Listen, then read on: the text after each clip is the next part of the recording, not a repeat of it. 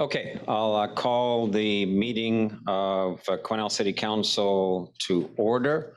For the edification of those who end up watching this, we are convening for the first time in a long time in person in our council chambers. We're getting applause from the Cariboo Observer. But we also have made the investment in our chamber to improve all of the audio visual, and it's going to be potentially a little bit glitchy and stuttery because this is our first test run for that. So, hopefully when people get a chance to watch this, they'll understand that it's new technology. We also have some pieces that are missing that we'll fill in later on. The second piece is that I would like to recognize that we do meet on the traditional territory of the LHTAKO DENE Nation. And in that, because it is our first meeting since the revelation of the discovery of the children's remains at the Kamloops Residential School, would like to take this opportunity on behalf of Quesnel City Council and the residents of Quesnel to recognize that our community has been directly impacted by that. Many of our First Nations here have had family members attend at that residential school, and I would not be surprised if many of those families never saw some of those children come home. And so out of respect for that revelation and out of respect for the First Nations whom we partner with and whose territory we are on, I would ask for a minute of silence for us to reflect on the legacy of residential schools and the loss of those children's lives.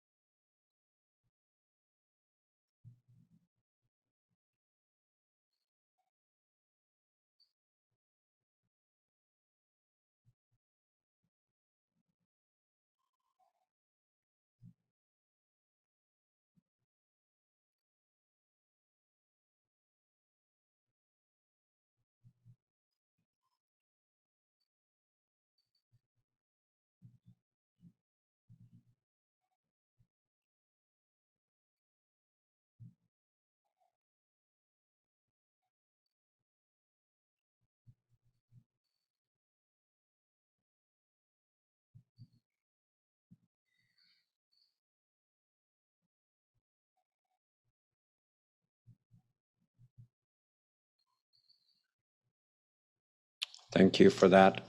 And as a council, we will continue to drive our partnerships and our reconciliation initiatives with all of our First Nations.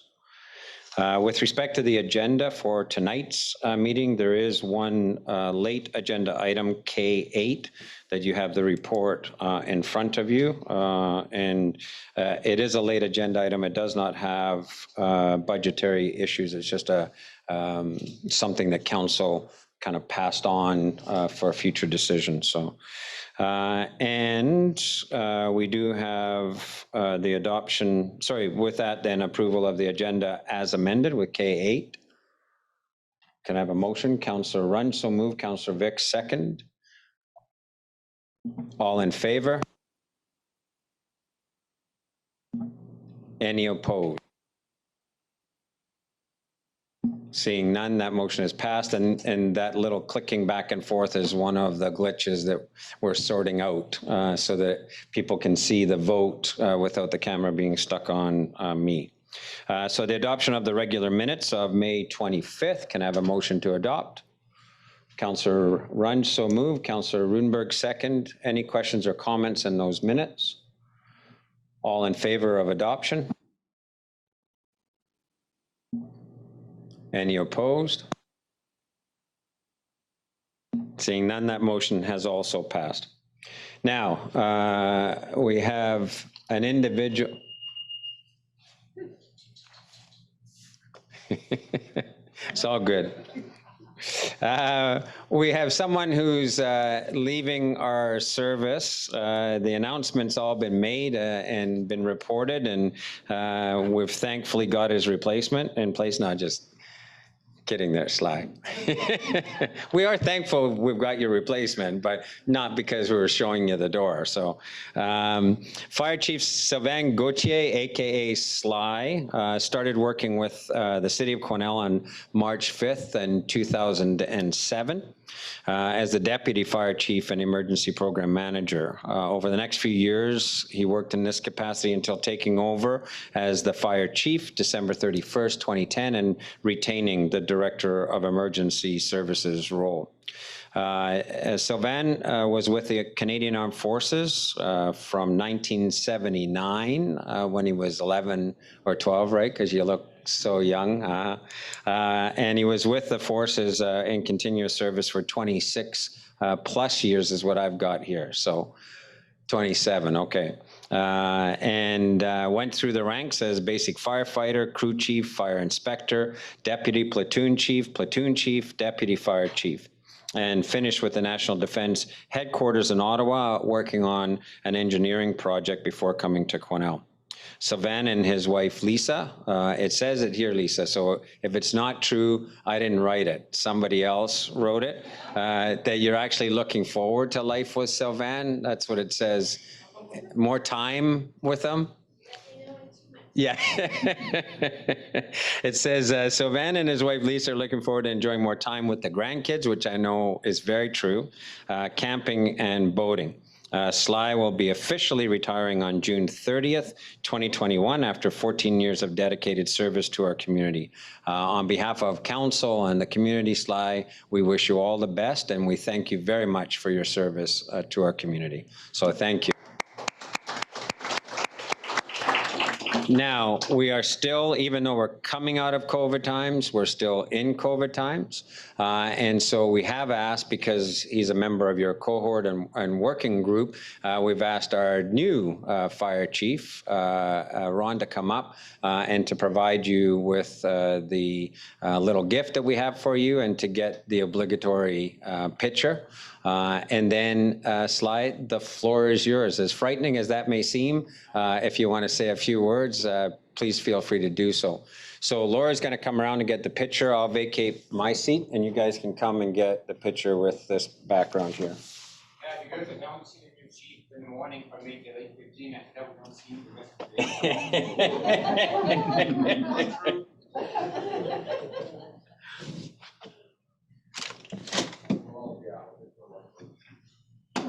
No, come on up in here. Yeah, and then I think she can still shoot the background there. That way that she can get a full shot. Promise I wasn't allowed to say the joke I was going to say tonight, so I'm not going to say anything. So the reason I'm not in the picture is so you can do it without a mask. We thought that you guys would be together. Oh, I thought it was because of the glare. Double glare. All right, so do you want us to just A little bit of everything. a little Oh God, I don't want to. hold this or Or what I usually do, Ron, is hand it over while you're shaking hands. Like, okay. figure out the logistics of that. Wow. That's political training 101. You are. Very Good pictures. Yeah, and Ron, that goes, yeah, that's. Okay. Chief, we should actually have that. No, that's okay.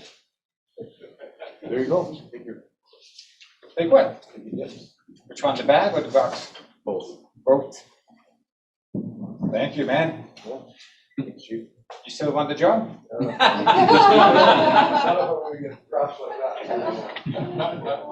So, like Mr. Mayor was saying, I've been here for a bit over 14 years. It was a pleasure and an honor to be part of a great team. I truly enjoy myself working with members of City Hall and staff, members of council. I truly enjoyed working with all the volunteers at the Fire Hall. I mean, both from the city and the Red Dog. They're an awesome group, and I would put my life in their hands at any time. I would trust them more than I would trust full-time firefighters because they're truly dedicated. And I know with Ron taking over, they really respect Ron. They're probably going to give him a hard time for the next 7 years, but that's the way they like him. Thank you very much, Sly. And thanks, Ron, for jumping in at the last second there. You make a good Vanna White, though. You know, like you figured it out very quickly there. We may have to call on you more often. Better looking representative of the city than the current mayor, I would have to say. So anyway, thank you very much. Let's get on to our business. So moving on to committee reports, Councillor Vic with Executive Committee Chair. Thank you, Mr. Mayor. This report is pertaining to our June the 2nd meeting.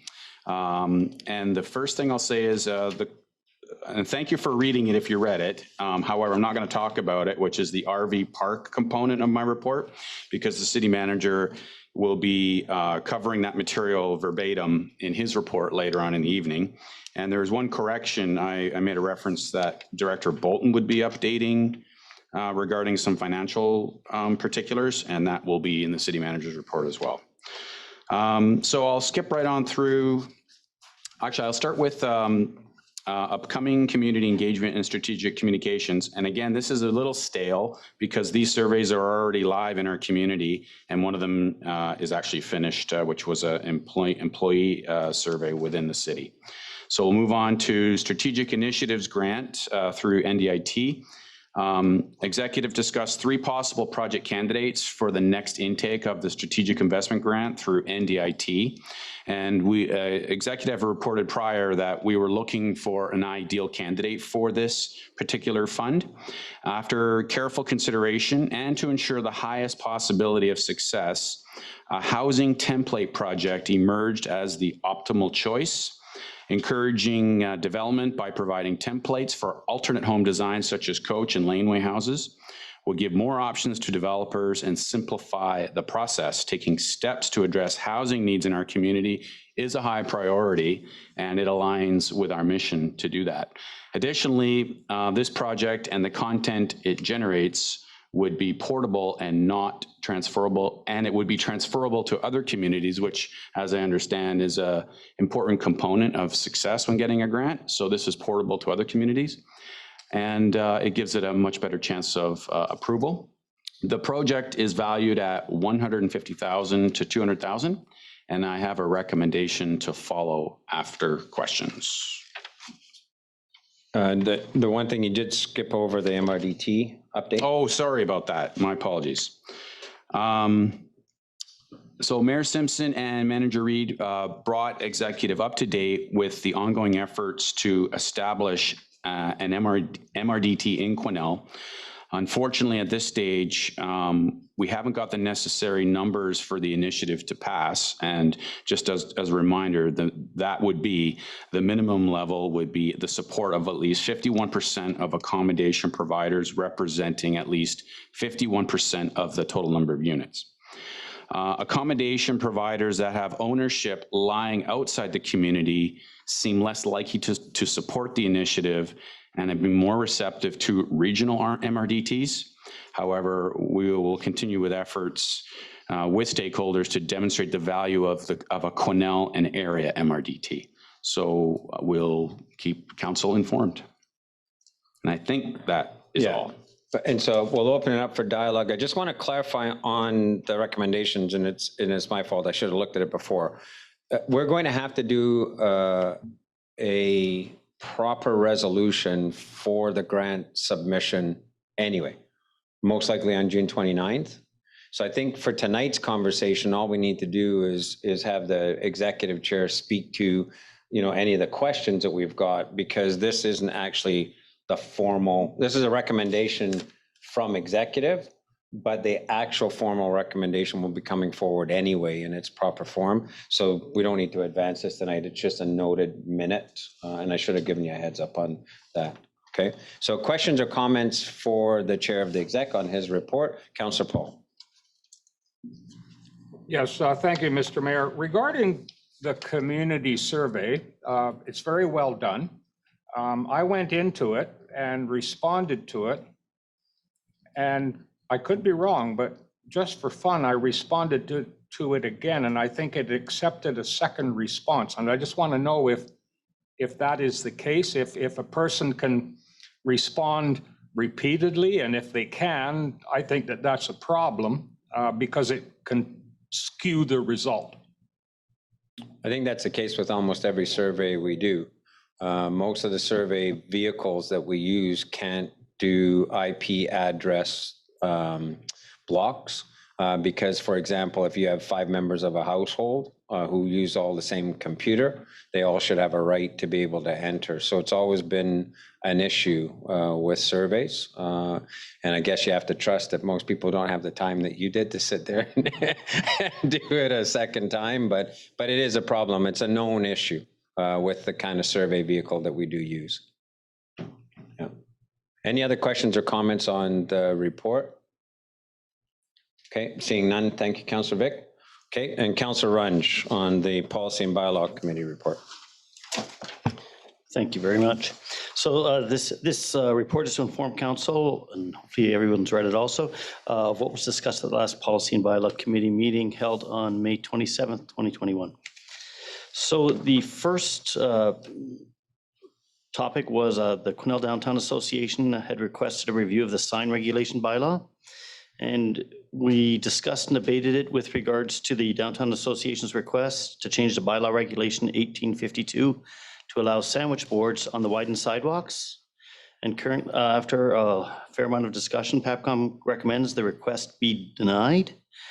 But with that we also have the mayor and Director Turner meet with the QDA to discuss about why it was not supported. And there is a recommendation to follow. The second point that we covered was the community flagpole policy, CCR 17, that came out of our last council meeting. And it was a request, and we looked at it, and so discussions occurred with regards to when the flagpole request needs to be brought to council.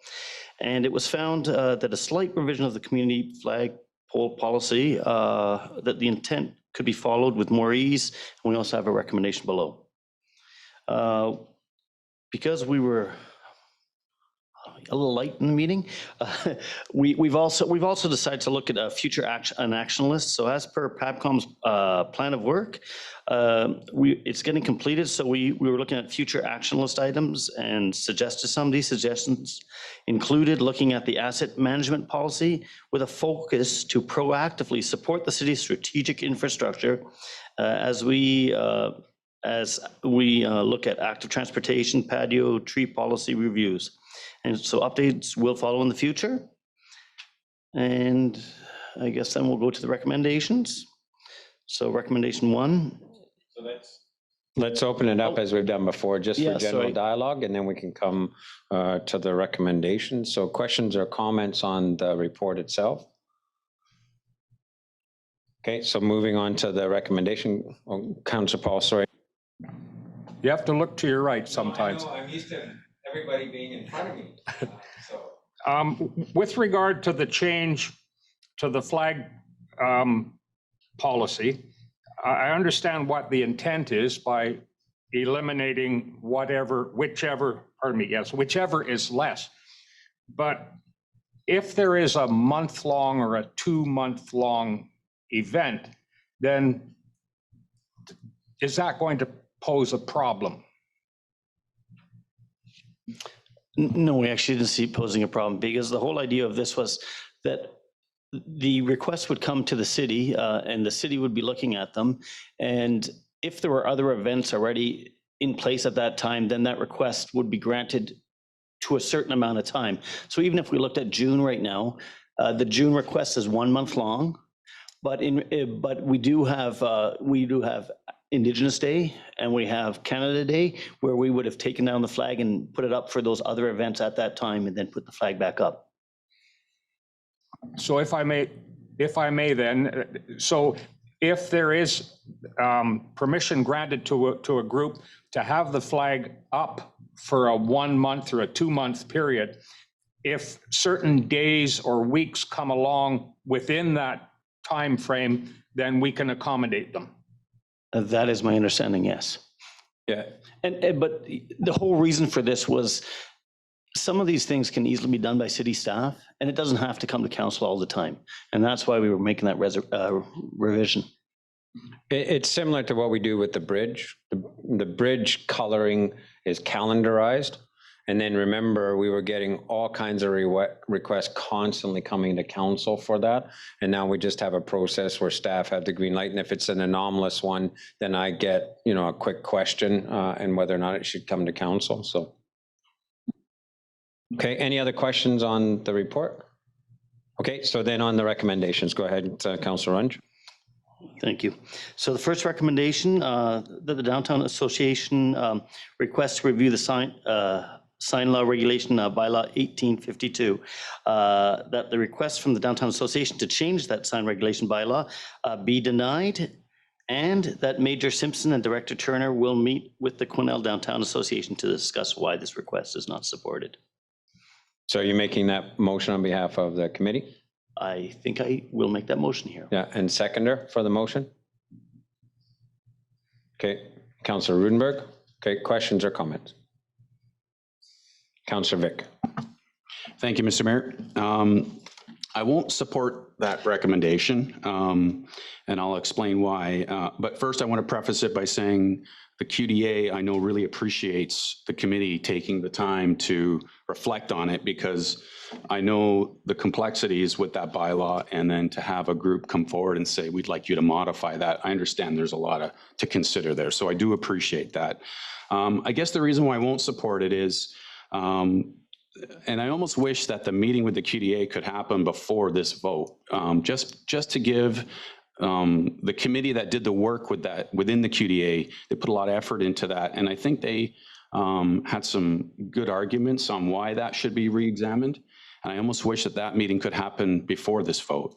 But I know that the way that the QDA accepts challenges or opportunities to bring forward to groups like the city or whomever, it's pretty rigorous, and that idea to bring this request forward wasn't taken lightly, and there was a lot of effort put forward. And I think they could have added a little context with a meeting with staff before this decision. So thank you. Yeah, and for clarity, Councillor Vic, I think it's important to note that you're an active member of the QDA and have a business on Reed Street where this would impact. And I think the public deserves that clarity. I would like staff to bring up the pictures that were provided to us by the Downtown Association, because I think that really stimulated why PABCOM went in the direction that it did so quickly.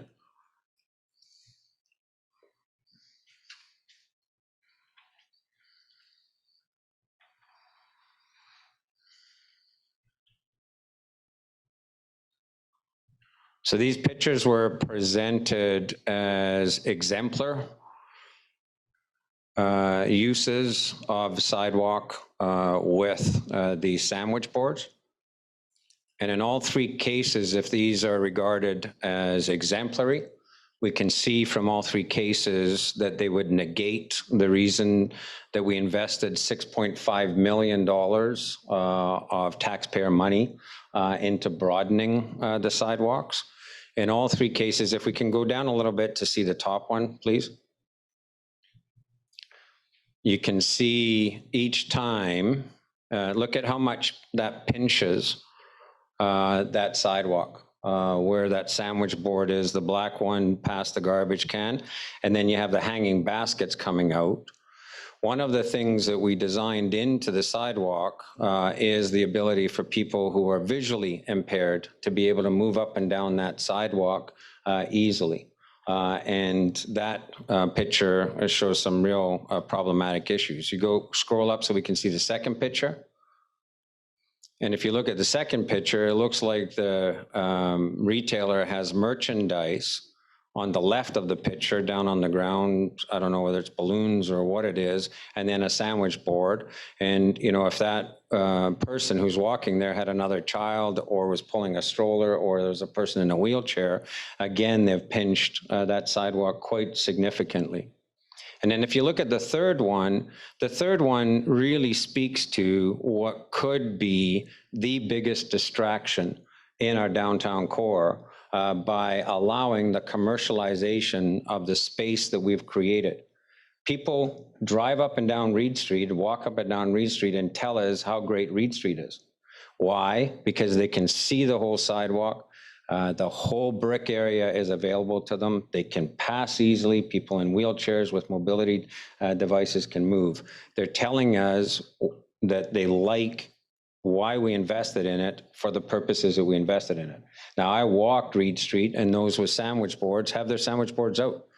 And the folks who signed it, I think we counted, Councillor Runge, 54, 42 was it? The potential for 42, if every one of the people who signed the petition put a signboard out, there would be 42 signboards up and down Reed Street.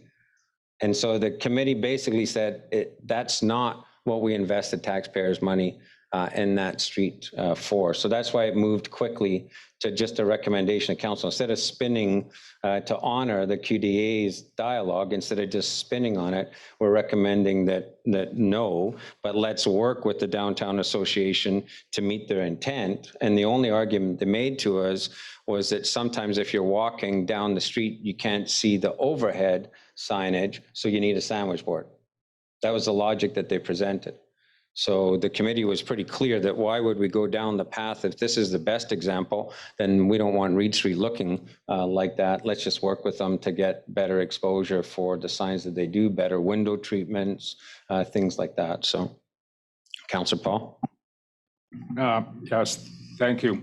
I'd just like to ask why we're considering this resolution before the meeting with the Quesnel Downtown Association, or am I missing something?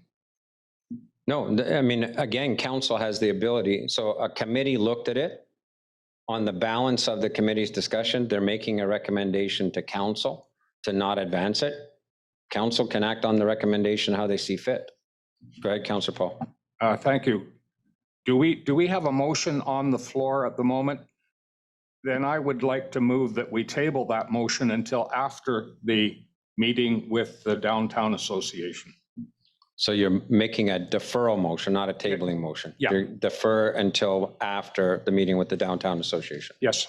Seconder for that, Councillor Vic. And again, I want to remind you, Councillor Vic, you're treading a fine line in my estimation on this item, because you are one of the retailers who's involved in asking council for this, and one of the retailers who potentially would benefit from this.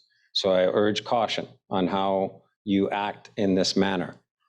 So we have a motion of deferral on the table. The motion of deferral will go to a vote, or unless anybody wants to speak to it. Remind me again on that, because I always get tricked up on that. I think deferral. No, we do the deferral first. I just can't remember if it was a debatable motion or not. So I don't think it is. I don't think it is. So go straight to the vote, okay? So on deferral, all those in favor, and again, pause till I turn my mic off. On deferral.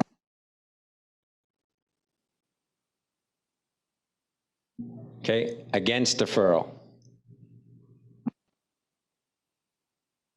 The deferral motion has passed, so that motion will come back to council pending the dialogue. But I want to be clear, though, the intention is for us to go as the mayor and the director of development services to go and to say we are not in favor of this, and here's the reasons why. Okay, so everybody's clear that that's the nature of the dialogue based on the recommendation from policy committee. Okay, all right. Next motion from PABCOM.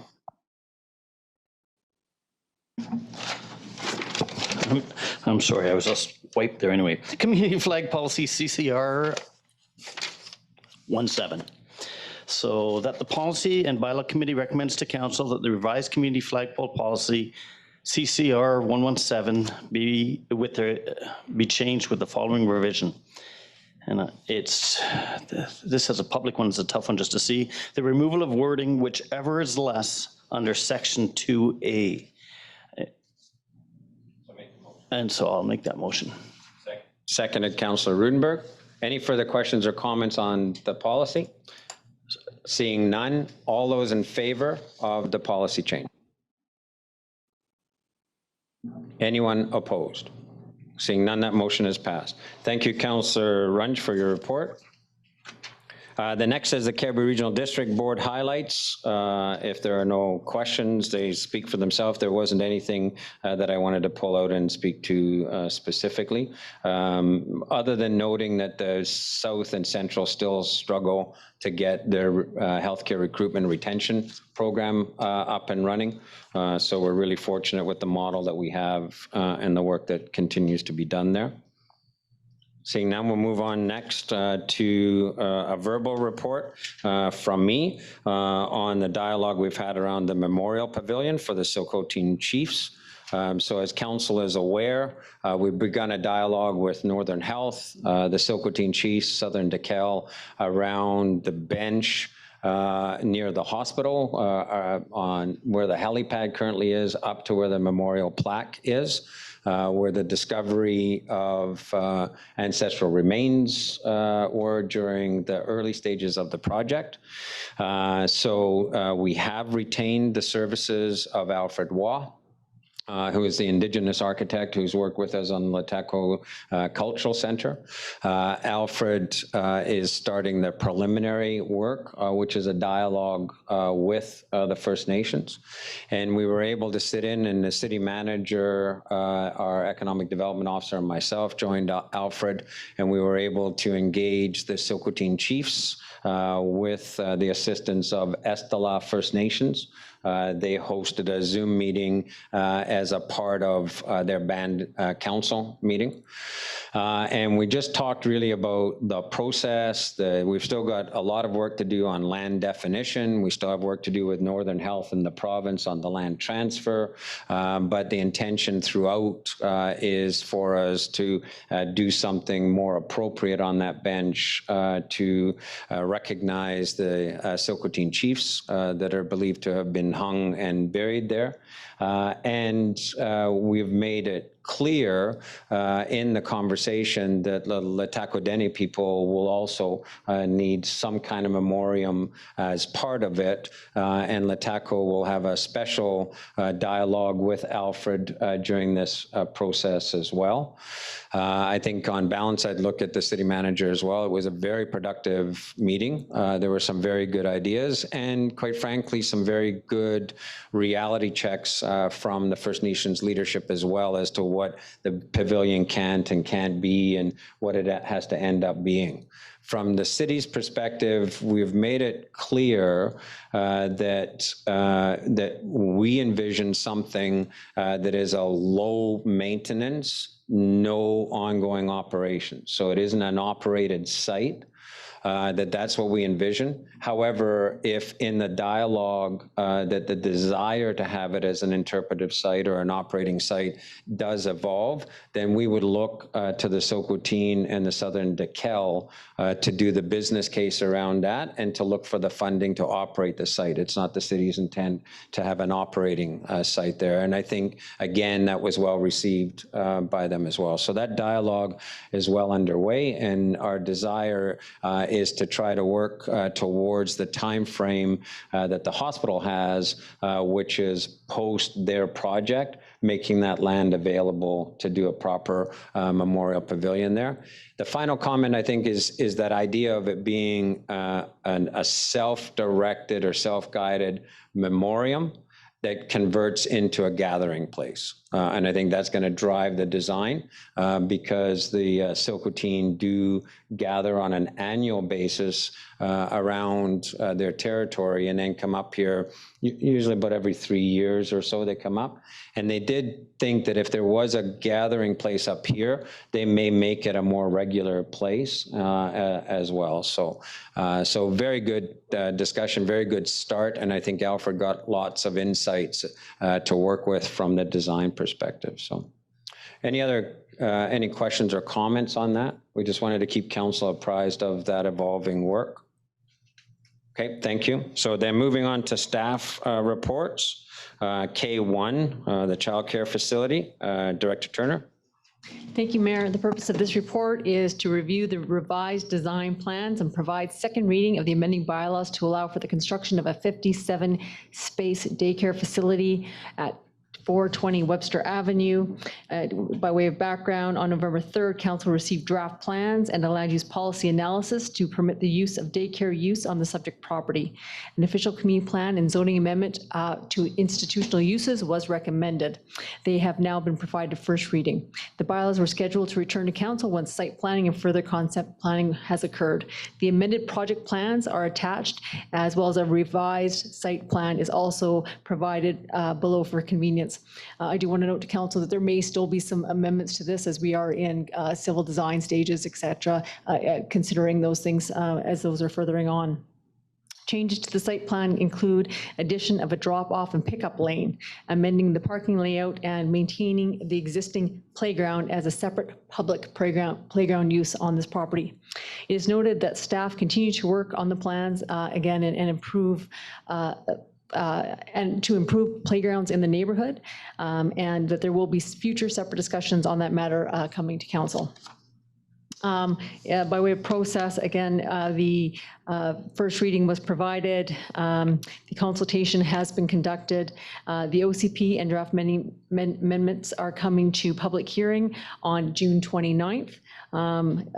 That date has already been set previously. As it was identified in the initial report to council, assembly use, which can include group daycare, may be permitted on parklands. However, based on the overall analysis of the accompanying policy, it was determined that a conversion to institutional use for this proposed property would provide more clarity and transparency. The recommendation is that council provides second reading of the proposed official community plan amendment bylaw number 1894 and zoning amendment bylaw number 1895 to allow for the use of daycare on Lot 1, Block 1, District Lot 704, Cariboo District Plan 6719 during the bylaw consideration section of the council agenda, and that council sets the public hearing date for OCP amendment bylaw number 1894 and zoning bylaw number 1895 to be held June 29th, 2021 at 6 p.m. at City Council chambers, accessible via phone and electronically. Okay, thank you. So we'll deal with the actual recommendation in the bylaw section. Any questions for staff on this project? Seeing none, thank you, Director Turner, and we'll deal with the bylaw and the public hearing in that section. Okay, next, Sophie, Director Bolton. Thank you. The purpose of this report is to present the financial information required under Section 168 of the Community Charter and the additional schedules required as part of the Statement of Financial Information for 2020. So the Statement of Financial Information is required on a yearly basis as per the Financial Information Act. The Community Charter also requires a yearly report on council remuneration and benefits. The expenses include all expenses incurred, not just from the training and travel accounts. So the schedules are all attached, and the recommendations that council received for informational purposes Schedule B, C, and D of the city's 2020 Statement of Financial Information, and that the mayor be authorized to sign the 2020 Statement of Financial Information on behalf of council. Okay, can I have a motion to that effect, please? Councillor Goulet, so moved. Seconder. Councillor Vic, any questions or comments? Seeing none, those in favor? Any opposed? Well, I asked for questions. We're in the middle of the vote, Yeah, Councillor Paul. I'm sorry, the question just came to my mind, and I was thinking about this before. Is there anything that can be said about the privacy of individuals whose names are put out there?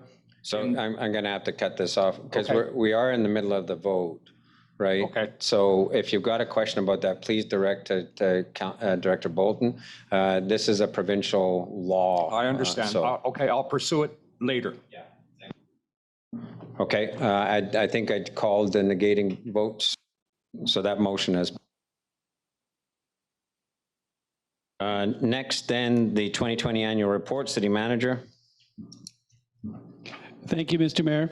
The purpose of this report is to provide for council with information about any public submissions to council regarding the City of Quesnel annual report, and for council to approve the annual report, which is attached to this submittal report.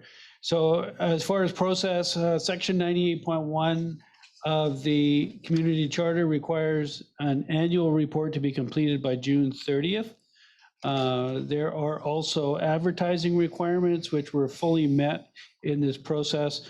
It should be noted that there were no comments or submissions from the public were received related to the annual report at the time of publishing this report. And my understanding, or to the best of my knowledge, since after that time of publishing this report, there still has been no comments received. So there's nothing to report to council on that.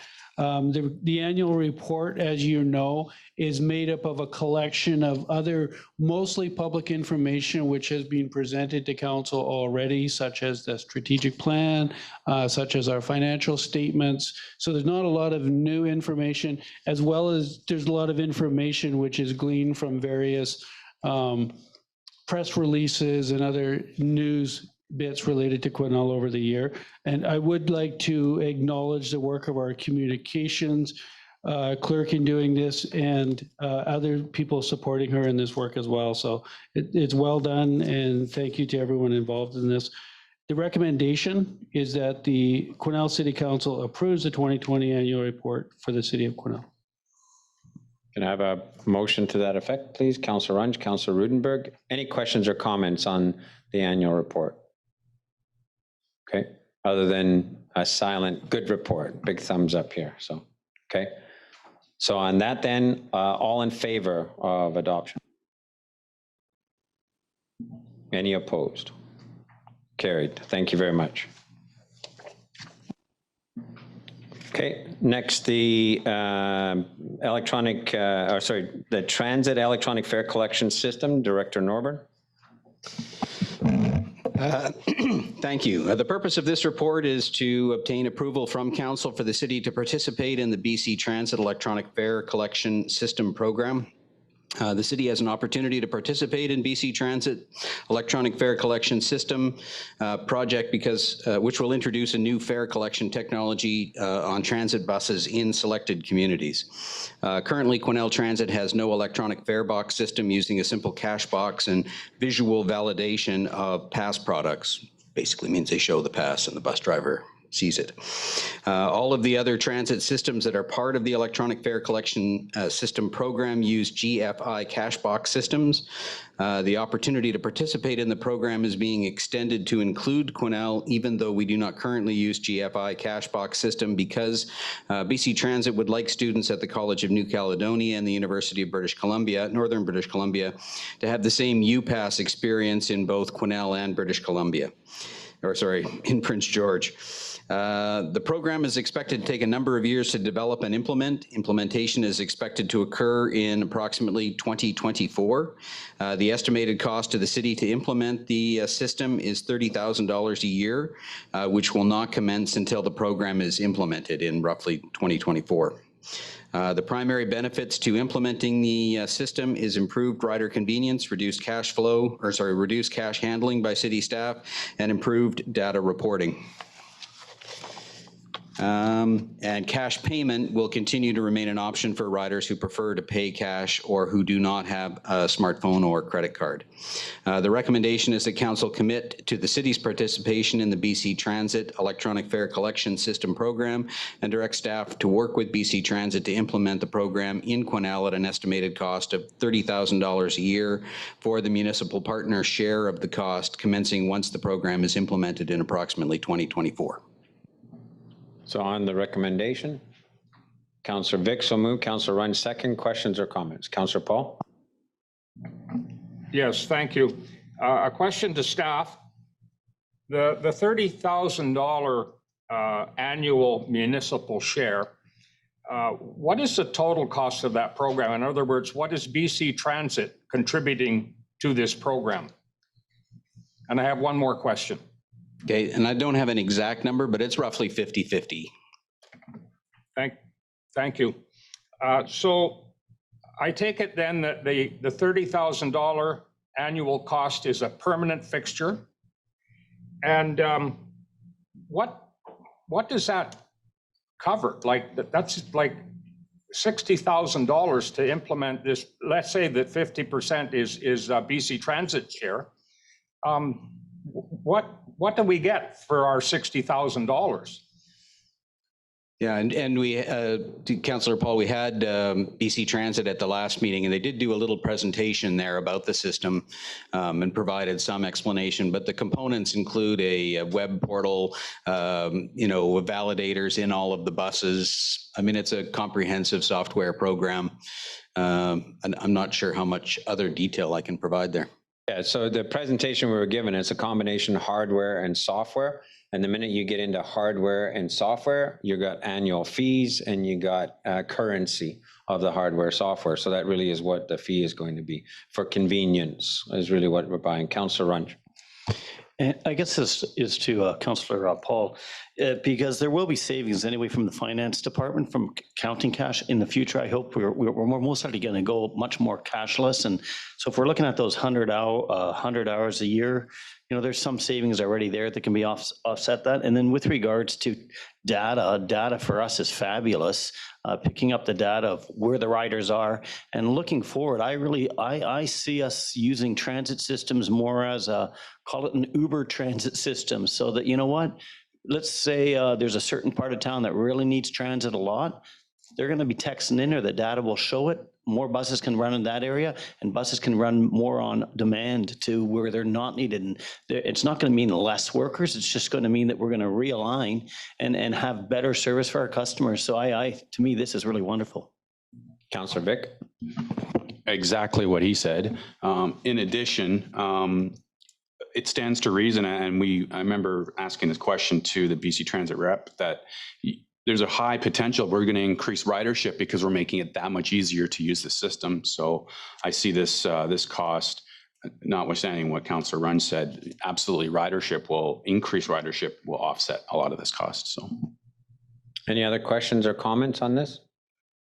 Seeing none, on the recommendation, all in favor?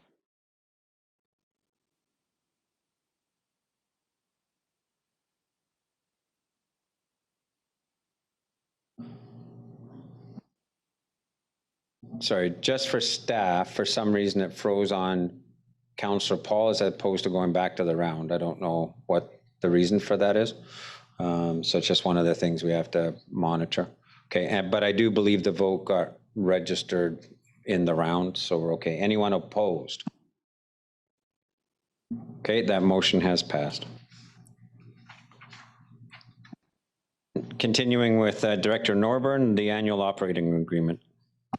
Thank you. The purpose of this report is to obtain council approval to enter into the 2021-2022 annual operating agreement with BC Transit for the provision of conventional and custom service. The city has a transit service agreement with BC Transit that provides the basis for transit services in Quesnel. Each year, the city and BC Transit enter into an annual operating agreement that confirms the annual budget, service levels, and cost structure for the transit system. Starting in 2021-2022, BC Transit will be billing local government partners based on actual expenditures instead of based on budget. The shared operating reserve will no longer be carried forward in BC Transit's budget, and outstanding balances will be applied to the 2021-2022 budget. Quesnel's share of the operating reserve is estimated to be $97,800. So that's shared revenue from both BC Transit and from the city. Surplus from previous years. The budget includes $66,300 for 2021-2022 in safe restart funds that were provided through BC Transit. So that's 50% of the allocation that Quesnel received, with the other allocation coming in 2020, to help offset revenue shortfalls due to COVID-19. Under the terms of the Safe Restart Funding Contribution Agreement, BC Transit and its local government partners are required to maintain targeted essential transit service levels and fees through the end of 2023-2024 fiscal year. So by accepting the Safe Restart money, there were some conditions that were attached to that. The service expansion requested for the taxi supplement program, which had been delayed due to COVID-19, has been incorporated into the 2021-2022 budget. The annual estimated cost for the program for the city's share of the cost is $16,200. The recommendation is that council approves entering into the 2021-2022 annual operating agreement for Quesnel Transit Service with BC Transit, and that the mayor and corporate administrator be authorized to execute such documentation as required to complete the agreements. Okay, on that recommendation, Councillor Runberg, so moved. Seconder, Councillor Goulet. Questions or comments? Seeing none. All in favor? Any opposed? That motion is passed unanimously. Thank you, Director Norburn. And just because we have somebody new lining reports up, we usually give people a coffee break or something. You know, Director Turner, especially her reports when it's a heavy development services night, kind of gets broken up. So, you know, poor Director Norburn's up to bat for the third time, although he's batting 100% so far. So hopefully that's the case this time. Anyway, go ahead, Director Norburn on CMA. Thank you. The purpose of this report is to obtain council approval to waive passenger fees for Central Mountain Air for a limited time to help reestablish a return of scheduled flight service to the Quesnel Regional Airport. So Central Mountain Air suspended scheduled flight service to Quesnel on April 9th, 2020 as a result of the COVID-19 pandemic. CMA's suspension of service has resulted in a loss of revenue at the Quesnel Regional Airport of approximately $30,000 a month. Revenue losses at the airport have been addressed primarily through the use of the province's Safe Restart program, as well as through reductions in expenses in the form of deferred capital expenditures, discontinuation of janitorial services, and a staff layoff. At the January 26, 2021 meeting, council directed staff to negotiate a temporary limited duration agreement with Central Mountain Air and or any other commercial air carrier interested in providing passenger flights to the Quesnel Regional Airport, where passenger landing fees are waived as a means of providing essential travel service to the community during the COVID-19 pandemic, subject to council approval. In April 2021, the federal government announced a new program, the Regional Airport Transportation Initiative, or RATI, to provide funding to airports to reestablish or expand air service that was discontinued or reduced as a result of COVID-19. So the city has submitted an application to that program. The RATI program will not supplement lost revenue, but will cover the cost of expenses incurred by the city. The city has applied for approximately $300,000 in funding to cover staff costs, janitorial services, installation of COVID safety features such as signage and plexiglass barriers, provision of underwing services, and marketing expenses. On May 11th, 2021, CMA announced the return of flight services to Quesnel effective June 28th, 2021. The city has made CMA aware of our application to RATI, and they know that if we are successful, it will allow the city to expand its services to better meet the needs of air carriers like CMA, as well as provide the city with sufficient additional funding to offset any loss of revenue in the event that council decides to waive passenger fees. Staff have been in contact with Western Economic Diversification, who are administering the RATI program throughout the concept development and application phases of the program, and we're confident that our application will be viewed favorably. However, at this time, we do not have confirmation whether or not the funding in whole or in part will be approved. RATI costs, though, they will cover the costs retroactively, so any costs identified in our application and incurred by the city prior to approval of the grant will be funded. CMA has requested that even though the city has not yet received confirmation regarding the RATI grant, that we consider waiving passenger fees for a 6-month period and extend the waiver of their lease fees to allow them to reestablish air service. The city will incur some costs as a result of CMA returning to provide service, notably for janitorial services, upgrades to the building to prevent the spread of COVID-19, and recalling a laid-off employee. If passenger fees are waived, there will be less revenue to offset those expenses. However, it should be noted that we did not budget to receive any passenger fees in 2021 due to COVID. Council allocated $360,000 of Safe Restart funds to the airport to offset lost revenue, and additional fuel sales are expected to offset a portion of these expenses if CMA returns. or when CMA returns. The return of commercial scheduled flights is critical for the long-term sustainability of both the airport and the community, and it is reasonable for the city to consider options to ensure that the reestablishment of scheduled flights in Quesnel is successful, including the temporary waiving of fees. The recommendation is that Council agrees to waive passenger fees for Central Mountain Air at the Quesnel Regional Airport from June 28th, 2021 to December 28th, 2021 as a means to ensure that essential travel services are available to the community during the COVID-19 pandemic. And further, the council extend the waiving of lease fees for Central Mountain Air's lease for their use of space in the terminal building at the Quesnel Regional Airport until December 28th, 2021 as a means of ensuring that essential travel services are available to the community during the COVID-19 pandemic. So I would invite either a motion or an open dialogue on this. So, okay, Councillor Rudenberg is moving, Councillor Vic seconding. The motion is on the recommendations. Any questions or comments? Councillor Vic. Thank you, Mr. Mayor.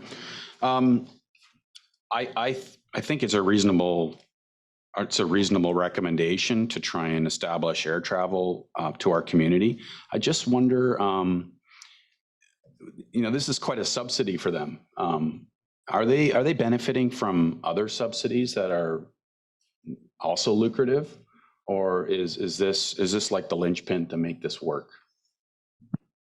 Our understanding with regard to, say, their ability to get federal funding, say, through the RADI program, all that they can get through RADI is a loan, so they can't get actual grant funding. So I think I don't want to speak on behalf of the federal government, but I think the intent is to provide the funding to airport operators to attract airline carriers rather than give money directly to airline carriers.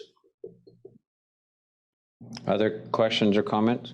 Just a couple from me, and for clarity, because we often get requests for waiving and so on. So maybe Director Bolton, you could speak to this. Under the community charter, we do have some pretty strong handcuffs in terms of support for business.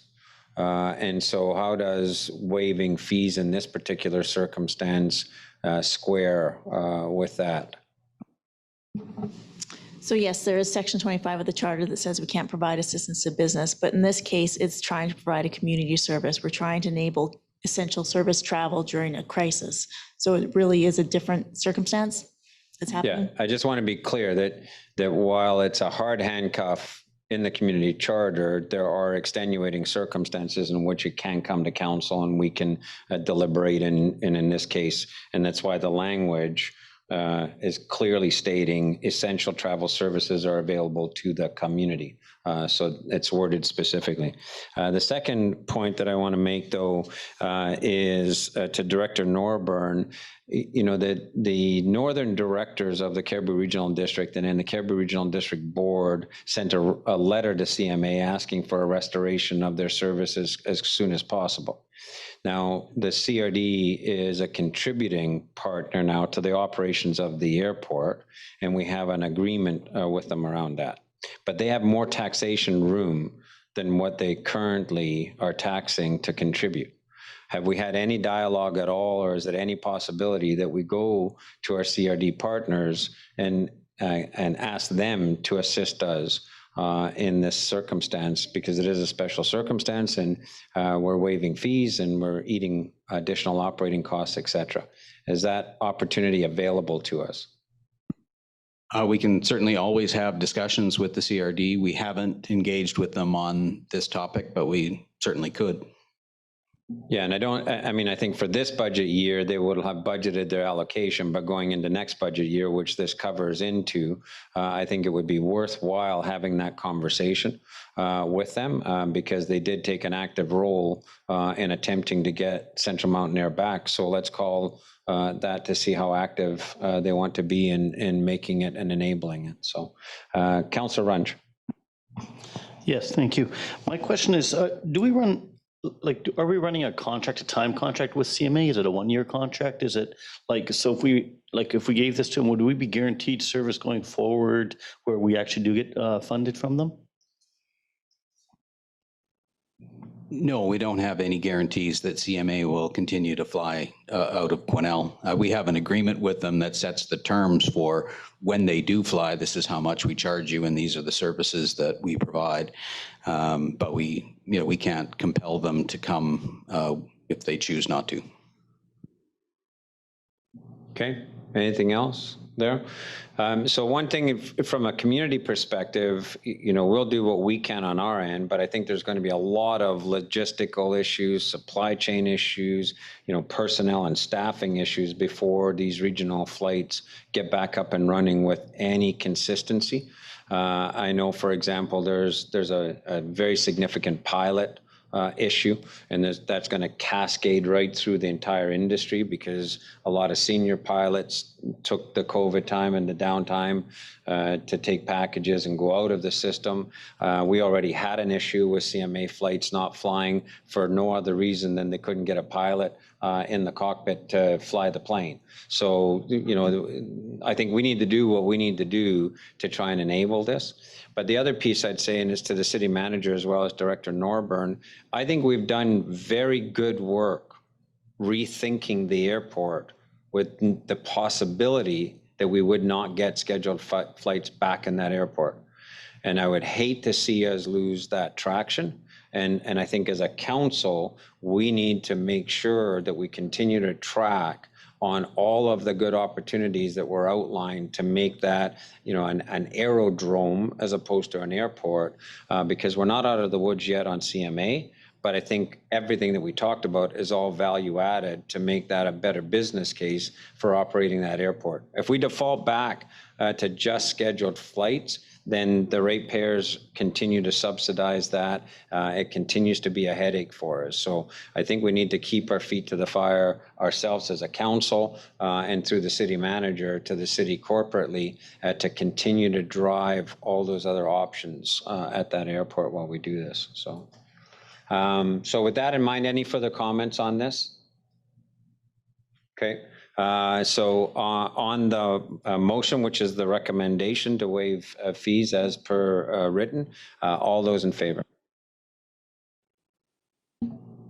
Any opposed? That motion has carried. Thank you, and thanks for your work on that, Director Norburn. Okay, item K7, the update on the city RV parks, city manager. Thank you, Mr. Mayor. The purpose of this report is to provide council an update on the municipal campground.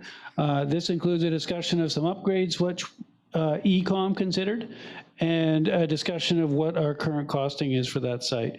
So the current status, the old utility site has been cleared of buildings and equipment to make room for the planned RV park. Staff is working through the remaining environmental issues on the site to obtain the clearance for new construction. And as we're still not completely through that process yet, but we're slowly working our way through. The conceptual plan for this site is attached to this report as one of the appendixes. That plan is to have 21 camping spots, a combination of RV spots and tenting sites. 12 of the RV sites will have a hydro hookup, and all will have a water hookup.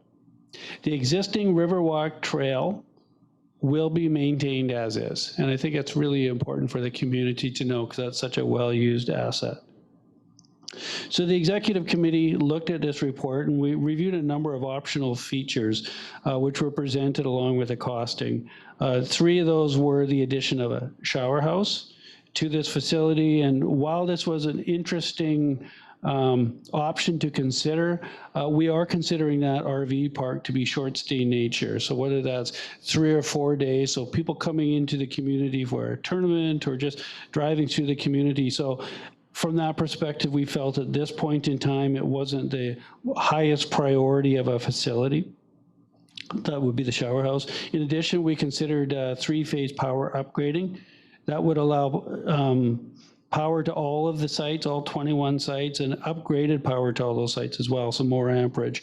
It was decided to leave that to a future phase, and we do anticipate future phases of this project, particularly on the other side where the other parts of the Public Works facility were located at. And we also looked at an automated gate system to improve site security. But we are also, as talked about later in the report, considering on-site management of the park. So site security does not become quite such a high-level priority because that manager will be there while the park is open. The cost update. So attached to this report is a spreadsheet done by Director Bolton and Director Coben talking about the cost update. So the grant funds received to date from NDIT and the SARAP funding total $815,000. Currently the city has already committed in our budget $195,000 for the demolition of that site. Total funding available is $1,010,000. As per the attached cost estimate, we feel that we need an extra $200,000. So the actual cost, and again, there's a breakdown attached to this report, we feel will be at $1.2 million. So we will be asking, amongst other things, that council would approve that extra $200,000. I think it's important while we're talking about, though, to put some perspective around that, that $200,000 puts the city contribution in total, if council approves it, to $395,000, which is roughly a little bit less than 1/3 of the project cost for that facility. The other thing to think about, part of that cost, the 195, is demolition of the existing site, which even if we weren't doing this project, we would have to demolish that site.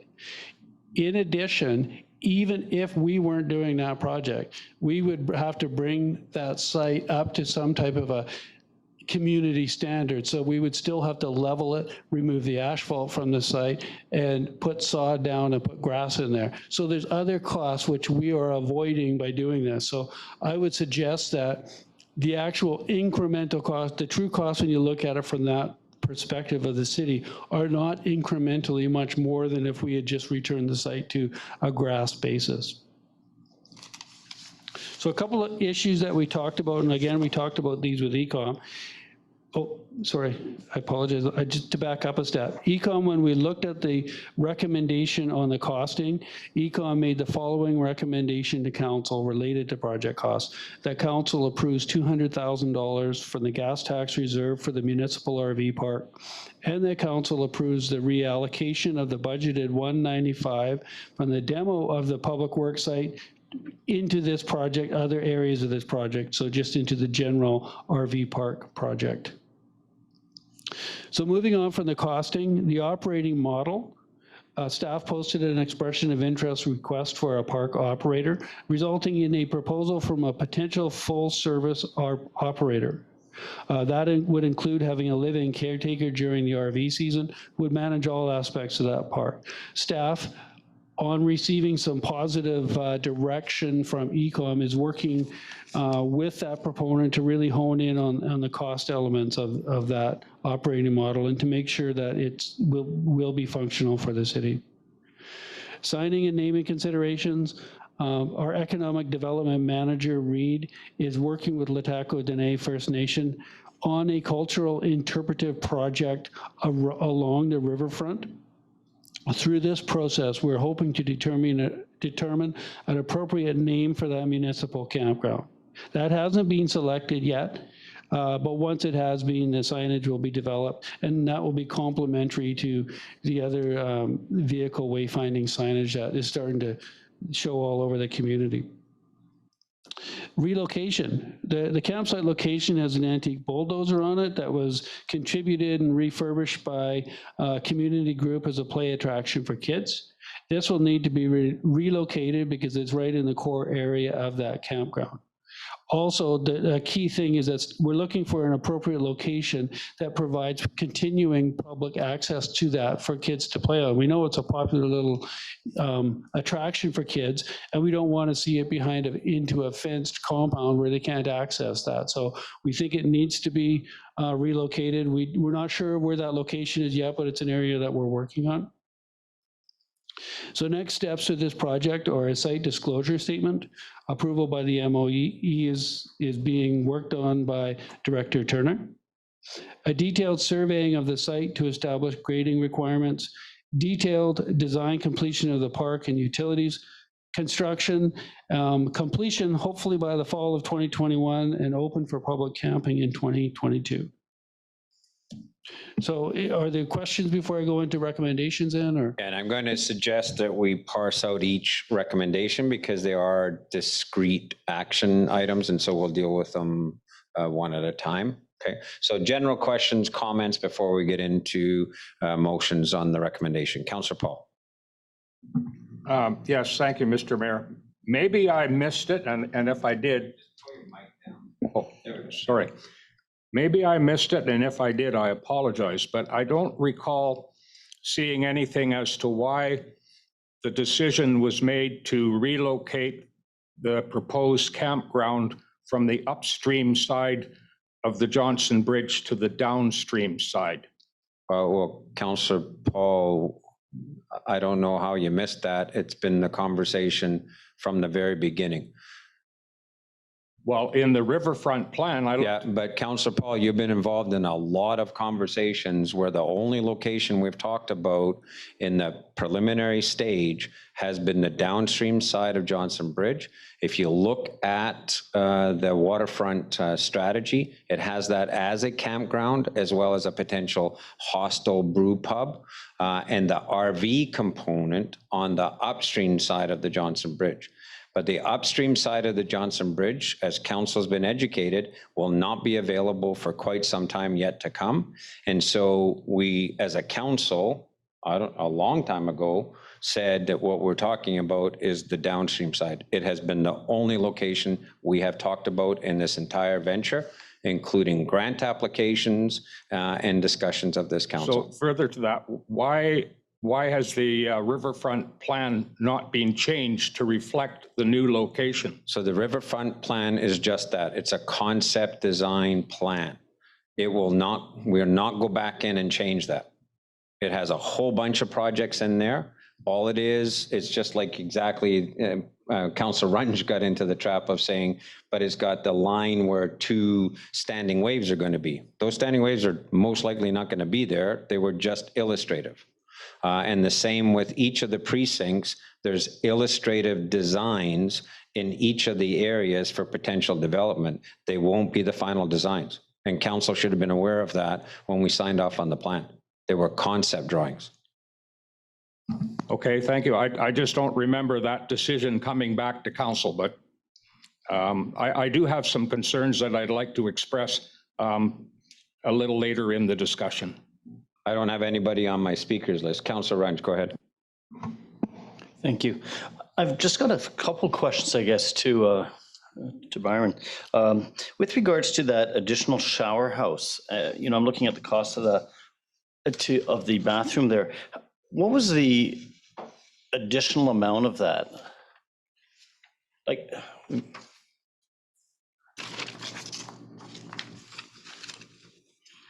and I guess the question will go with, I'll double put this one also with the three-phase power, because the question is, are we saving money by not doing it now?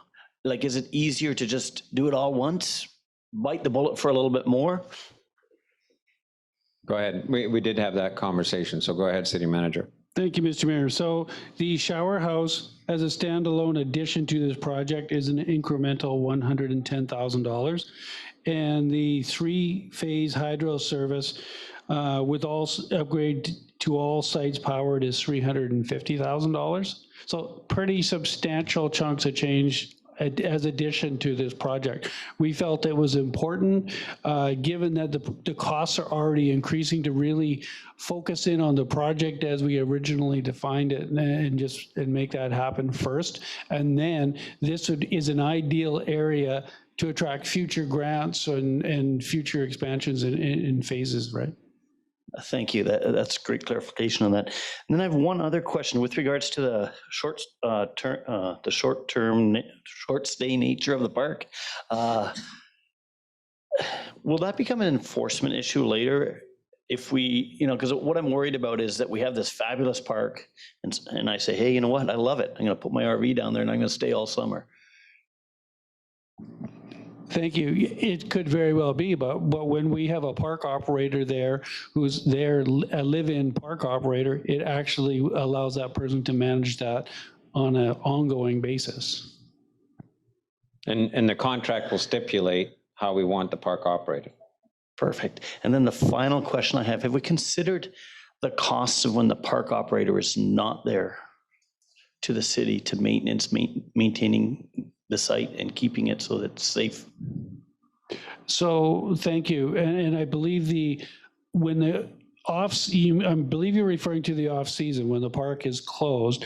At that point, the park will be closed and locked down. And some of the buildings where there's potentially, there could be some people trying to get in there and do things they shouldn't, will be locked up. So and possibly we have a regular security patrol, possibly do, rounds through there or whatever. We'll consider that as the time comes.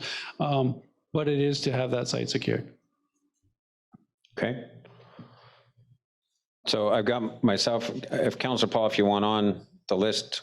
So just city manager, for clarity to the public on the finances. You've indicated that it's 395K. It's actually 195 because the 200K is an allocation of gas tax funds. So the property taxpayer portion of this entire project is 195, which, as you had indicated, was budgeted for demolition and base remediation of the site. So those are costs that we would incur anyway. So the net cost to the taxpayer on achieving this municipal campground is zero. And I want to be crystal clear about that. We have been very successful in getting Northern Trust and provincial grants. And if we add the allocation of 200K from gas tax funds, then the feds come in. So the feds, the province, and Northern Trust are actually equipping us to build this new amenity in our community. And I think the economic benefits to our community are going to be quite large. The reason that it was passed on as let's put 200 of gas tax funds in was because we felt that there needed to be fine tuning and refinements to the plan that without that 200,000 from gas tax, we wouldn't achieve. And part of the logic for that for all of council is this is our first real set piece from our waterfront strategy. So it's going to be the first kind of, if you will, flagship on there. And we wanted to make sure that things like the landscaping, the signage, the finishing of the area had the kind of resources that need to finish it off. So I think staff, and correct me if I'm wrong, I think staff came with a 150,000 ask or something like that, but we didn't have, full landscaping at that point and so on. So the recommendation from the committee was actually higher than what staff recommended from gas tax funds. But the key take-home message is other people's money is building this brand new amenity in our community. And I think that's important to reinforce. Okay. So Councillor Paul, did you have questions? Yes, thank you. I've been in favor of having a downtown campground for some time. I'm an avid RVer, and when we go RVing, we're always looking for somewhere we can go from the motorhome to the grocery store without having to call a cab, and this answers the question. But I've asked previously for a business plan, and I haven't yet seen it. And going through the report here, and I'll just name a few of the concerns that I have. If we're going to offer tenting, then I think it's imperative that we offer shower facilities. Most RVers now, particularly with the big Class A units, require 50 amp power. With the 30 amp power that is being proposed, you can't even run your AC. Also, campers, RVers are looking for pull-through sites. There is not one pull-through site in this proposal. In fact, I haven't looked closely at the details, but it appears that they are all back-in sites. And for RVers, there's a lot of seniors that aren't comfortable with backing up, you know, a 30 or a 40-foot motorhome, even though they do have the luxury of backup cameras, but particularly fifth wheel trailers and pull trailers, it's difficult to back them in. And certainly these short camp spots cannot be pull in other words, front in, they've got to be back in. We're proposing to provide water, but we're not proposing to provide sewer. I think that's a mistake, because that water is all going to end up in a holding tank. And I couldn't see any evidence in the plan where there was a sani dump on site. So in other words, a person is going to, if his holding tanks get full, he's going to have to disconnect his electricity and drive through the park and go over to the sani dump and then come back. Also, I couldn't see any parking for tenters. I do note that there are 8 parking spots down at the far end of the development, but certainly tenters are going to want to have their vehicle relatively close at hand, and I think that was an oversight. As far as the name of the facility is concerned, I do hope that it incorporates some kind of reference to say that it is in downtown Quesnel, because I think from a marketing perspective, that is paramount. You can call it whatever you want, but I think in the name, or at least in a subtitle to the name, it should be clear that this proposed campground is in the downtown area. And that's the whole reason. In fact, that's the only reason that we embarked on this project in the first place, was to provide camping close to the downtown, where people could go to entertainment, to a sports event, to a grocery store, to the liquor store, et cetera, et cetera. And again, I really can't support this project any further until I see a business plan that clearly shows how we can achieve break even. It's proposed in here that this has to be a break even project, but I haven't even seen anything that speaks to what the rates will be. For many of these sites, it's dry camping. So we're not going to be able to charge premium rate, which campgrounds in the area, in the province, they generally range from anywhere from $30 to $60 and more. I'd like to see a business plan that shows how do we achieve break even, and at what capacity? Are we proposing break even at? Okay, I'm going to cut you off. Capacity. Okay, thank you. I'm done. I'm going to cut you off. You're revisiting. You didn't even know the location of this, Councillor Paul, despite it being in that location for every conversation we've had about this through the grant process up to today. That's number one. Number two, the business case, the full meal deal of what this was going to be like, the potential for it at that time, it was a half a dozen powered sites, et cetera, were all in the grant applications that were all went forward that you have complete access to during this whole process.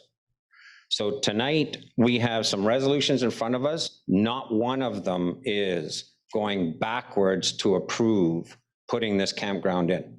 Let's just be crystal clear about that. So I suggest you pay closer attention as these projects evolve, so you don't build a trap for yourself like that. Now, we've had extensive discussion in executive, staff have had extensive discussion. Everything you're talking about, sani dump, there's a sani dump just down the street. The 50 amp power, the showers, et cetera. You would be taking this from the current project that is just now, adding what, another $1.5 million, potentially? Director Coburn, you've done some of the work around some of those features. Yeah, we looked at the cost implications of the full 3-phase power and the $350,000 estimate maybe on the low end. And then, of course, with the power and sewer servicing of all the sites, you would need a larger lift station to get that sewage off-site. Yeah. So that would be incremental cost as well. Yeah, so, and I think we're approaching at least that $1 million, if you put it all in, where they're all powered, they're all septic, and you're increasing the maintenance cost. The business case is proven in that we have an operator who prima facie says we can operate this. And that's in this report, that going to that operator has looked at the plans for this. Urban System has built a business case for it. So tonight's discussion, just as a reminder to council, are 4 discrete items on an already approved, and you voted in favor of it, an already approved municipal campground in Quesnel. It better be on point, Councillor Paul. Yes, it's on point. And for you to say that I voted in favor of 30 amp power service and no sewer service, I was not aware of that. And that's what I'm saying, Councillor Paul. You need to make yourself aware of these things. I don't think the rest of council was aware of this. So again, we're done here. We are now going to go to the discrete items in front of us, none of which are approval of a municipal campground. You already voted in favor of that. Okay, so on the discrete items, unless there's any further general discussion. Okay. So first, that council approves in principle the use of a contracted operator for the municipal campground. This resolves, just so we're clear, the questions that staff were begged about. Do we operate it? Do we do it as an in-house operation? Do we do it through rec, or do we go to an independent operator? Staff is recommending that the model that we pursue at this point is an independent operator contracted to run this. Can I have a mover for that? Councillor Vic, Councillor Rudenberg second. Any questions or comments on that? Councillor Paul. thank you. Is there any plan to subsidize the operator's expenses? In other words, will this be a cost? City Manager. Thank you, Mr. Mayor. So on that particular issue, we are currently working with that operator. So far, that operator has indicated to us that he can provide those full service operations for a percentage of the revenue take. We're working on what that percentage is. So I can't say with any certainty because those conversations aren't completed, but it has a percentage of that total revenue. Councillor Paul. Thank you. I can't vote in favor of that because you're trying to pull me into a trap where I'm not sure. I don't know what the cost is going to be at the end of the day. So Councillor Paul, if you listened carefully, it's a percentage of the revenue, right? The contractor indicated, based on seeing this, that they will operate for a percentage of the revenue. Just so you're clear on that. So you can choose to vote however you wish. Secondly, this is simply in principle. It isn't locking us into a contract. Council will see the contract, which you ought to know. We always see that contract will be transparent to council. And at that point, you can make a decision based on the actual numbers. We are not pulling the rug out from under you or pulling the wool of your eyes or any of those things. We're just simply saying in principle, city staff can go and have an ongoing conversation with this person or company that's indicated that they can operate it. You will see the contract. We will all see the contract. Councillor Runge. Thank you. But adding to that, could we make a request to staff to also maybe consider taking the hydro cost off, if that's an additional cost straight off the top? So again, let's not get into the weeds on this, right? So they're going to do all of the work around that, and then we'll have options put in front of us. This is just to allow them to continue the dialogue because we didn't land on a model, okay? So all in considerations, and then they can come back to us. All right, any further comments on just the in principle, have the dialogue with this individual, this potential operator? Seeing none, all those. Any opposed? That has passed unanimously. Next, council approves the relocation of the antique bulldozer to another location, and the report clearly stipulates the intent is to move it to a location where it can still be a place that kids can engage with it. Councillor Runge, so moved. Seconded. Councillor Vic, any questions or comments? Councillor Paul. Thank you. Could I ask for a friendly amendment to say that that location be on the riverfront trail somewhere? No. No, I think, given our discussion, I think staff need the full latitude because our waterfront development strategy pinches the riverfront. So unless somebody wants to second, I mean, you can put an amendment forward if you want to, somebody seconds it. But I think the preference would be to give staff full latitude to look at locations. Are you wanting to put the amendment forward and test? I will put that out if I can get a seconder, because I'm afraid that that thing's going to end up at the landfill or someplace. Again, Councillor Paul, you're being ridiculous. City Manager. Thank you, Mr. Mayor. As council will know, that we already have a fair number of older artifacts and such along the riverfront trail. We don't have a lot of room where it's just wide open. We have plans through the waterfront plan to really develop that whole thing out, and this kind of an attraction doesn't necessarily fit. I'm not saying there's no locations there not possible. We'll look at every location, but that may not be the one, and I think it would be tying our own hands to say it should be there. So is there a seconder for the amendment? Seeing no seconder, that's doesn't proceed on the actual motion. And again, despite Councillor Paul's egregious comments, the staff report clearly indicates that the intention is for this to have kids to continue to be able to interact with it. So that won't be at the landfill. Any further comments on this? All in favor? Opposed, sorry. Sorry. Next, the council approves $200,000 from gas tax reserve for the municipal RV park. Mover and seconder, please. Councillor Vic, so moved. Seconder, Councillor Rudenberg. Questions or comments? Councillor Paul. Yes, Mr. Mayor. I know at the outset that you, and you'll say it again, that the gas tax is a grant that is not a cost to the taxpayers, but the difference between the NDIT grant and the gas tax grant is that the gas tax grant is somewhat more discretionary than is the pointed conditional grant from the NDIT. So I will be voting against this because I see this as a direct cost to taxpayers. And again, for clarity, all I was clearly illustrating was the contribution by direct property taxation. Gas tax is not direct property taxation. So we have the motion on the floor. All those in favor? Opposed? Next, the council approves the reallocation of the budgeted 195 from the demolition of the public works site to the construction of the RV park. Can I have a mover and seconder, please? Councillor Runge, so moved. Seconder, Councillor Goulet. Any questions or comments on this? Seeing none, all those in favor? Any opposed? That has passed unanimously. And I want to thank Director Colbin, city staff, and others. I know that this has been quite a bit of work to take it from the waterfront plan through the grant application into the actual design, and we've still got a ways to go to see this as a reality.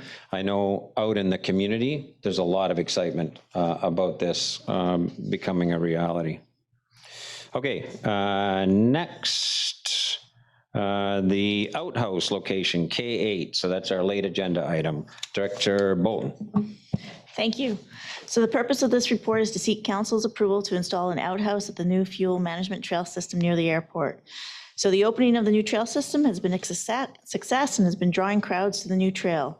In order to improve amenities at the site, it is recommended that the city install an outhouse similar to the ones just installed at South Quesnel Park, Sugarloaf, Brinkman Gardens, and the Lewis Drive Community Garden. So we did have a budget in our 21 capital budget of $200,000 for washrooms, and we've spent approximately $80,000 of this on the outhouses I just mentioned. So it is recommended that council approve the installation of an outhouse at the fuel management trail system near the airport to come out of this year's capital budget for washrooms, and that council give authority to staff to approve any additional outhouse locations out of the 2021 capital budget if required this year. Okay. So again, the only reason this is coming back is because the way we did the outhouses was we did it as an approval process, and then we said subject to further approvals. That's why it's coming back to us. And that's why there's the recommendation that staff have that latitude when we're doing something like this. Councillor Runge.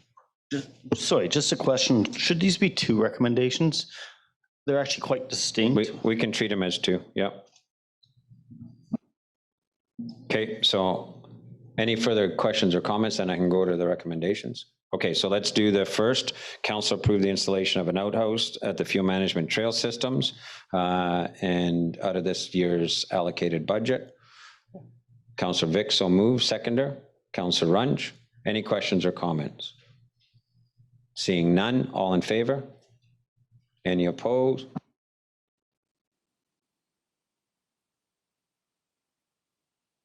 Anyone opposed? Seeing none, that's passed unanimously. And then the second part, council give authority to staff to approve any additional outhouse locations out of the 2021 capital budget if required this year. Councillor Rudenberg, so moved. Seconded. Councillor Goulet. Any other questions or comments on this? Councillor Vic.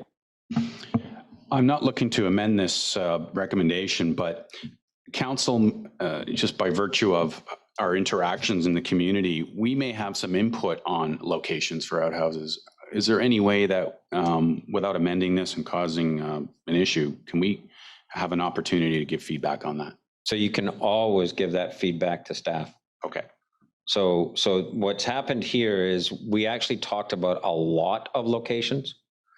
Council then landed on I think it was 4 that we landed on that we were comfortable installing these to see how they got installed, how they looked and all that stuff. And then we did talk about a whole bunch of other potential locations, but we chose not to advance those, right? So all council members can talk to Director Bolton or the city manager that we're hearing feedback a certain location is needed. And I believe we've even got a couple more in another grant application, another couple of outdoor washrooms in another grant application. And this is coming out of COVID funds as well, right? Yeah, so this is COVID funding for vulnerable populations. So yeah, just give that feedback to staff. Okay, any further questions or comments on that? Okay, all in favor? Any opposed? That motion has passed unanimously. Council information package. So we're receiving that. And then item number 1, the UBCM call for nominations. We have someone in the room who wants the top dog position down there. And so do any of her peers wish to give her that egregious workload for a year? So Councillor Runge, did I say yes? Councillor Vic. So Councillor Runge and Councillor Vic are nominating Councillor Rudenberg for the president's position at UBCM at this year's annual general meeting. Any questions or comments, commiserations, or anything else for Councillor Rudenberg? Seeing none, all in favor? Any opposed?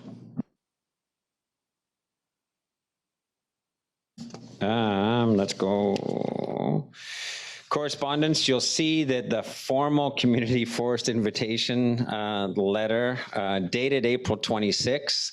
It's coming a bit late because of some weirdness and how it was emailed out, and then it ended up in spam and in my inbox for a bit, and we were trying to track it down. We kept getting told it was in the mail, so that became the joke that it was somehow in the mail.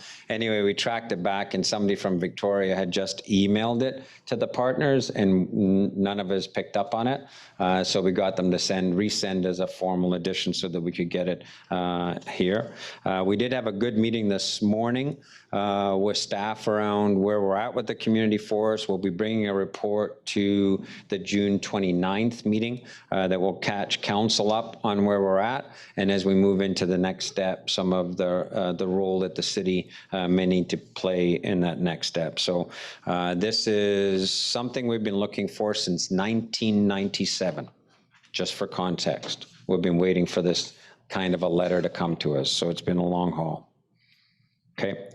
Bylaws, Bylaw 1894, OCP amendment for Webster Avenue Childcare Facility, second reading and public hearing date of June 29th, 2021 at 6 p.m. Can I have a motion? Councillor Runge, so moved. Councillor Paul, second. Any further questions or comments on this item? Seeing none, all in favor? Any opposed? That motion's passed unanimously. Bylaw 1895, the zoning amendment for the same location and the same public hearing date. Councillor Runge, so moved. Councillor Goulet, second. All in favor? Any opposed? Seeing none, that motion has passed unanimously. And then Bylaw 1893, the master zoning amendment, second reading. That's from our previous meeting. Can I have a motion, please? Councillor Rudenberg, Councillor Vic. All in favor? Any opposed? That motion has passed unanimously as well. No changes to upcoming meeting schedule or committee appointments. Any announcements or future events? Councillor Runge. Yeah, I'd just like to congratulate all the grads next Friday, you know, because that's coming up pretty quick, and hope that they all have a nice, safe weekend this weekend also. Great, thank you. Councillor Goulet. Thank you, Mr. Mayor. And just to remind everybody, on Monday, June the 21st is National Indigenous Peoples Day. There's no real in-person celebrations. We just didn't have enough time, and people didn't have enough time to pull those off. So a lot will be done on social media and Facebook. Quesnel Telecom Society will have a live feed going, and they'll be going in. There's all kinds of things happening. So please check that out. It is still out there and shows our vibrant Indigenous community. So thanks.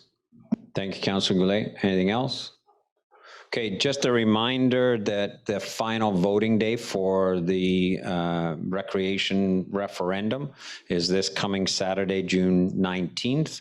The voting locations will be open from 8 a.m. to 8 p.m. at Barlow Creek, Barlow Creek School, Bushy Lake School, Ecole Red Bluff, LHTAKO Elementary, the Senior Center, and the Rec Center. So please do, if you haven't registered your vote already, please do register your vote. Are there any gallery questions? Seeing none, I would invite a motion to adjourn, as emotional as it may be.